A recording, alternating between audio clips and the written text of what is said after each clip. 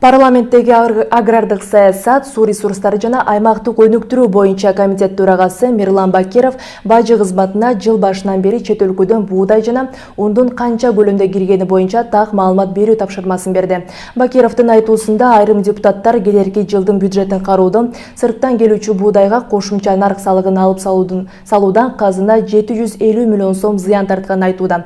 Бирок бул туура эмес, себеби расмий маалыматтар боюнча Кыргызстан ЭЭПке киргенге чейин өлкөдө жылына 400 миң тоннага чейин буудай менен ун кирчү.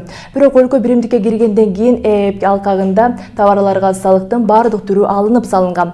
Кыргызстан болсо ата мекендик өндүрүштү жана жумуш орундарын коргоп калуу максатында кошумча нарк салыгын жойгон. Ал өз натыйжасын берип, жергиликтүү ун өндүрүшү токтобой иштеп жатканы жана өлкөдө буудай менен унга болгон баа бир калыпта сакталууда. Расмий эмес маалыматтарда жыл башынан бери 60 миң тоннага жакын буудай кирген.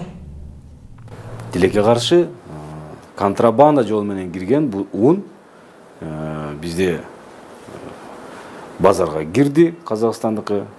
Мындай айтканда, ал эч кандай салык да төлөнгөн жок ал жерде, учет да болгон жок. Ошонун кесепетинен мүмкүн жоготуулар болуп атат.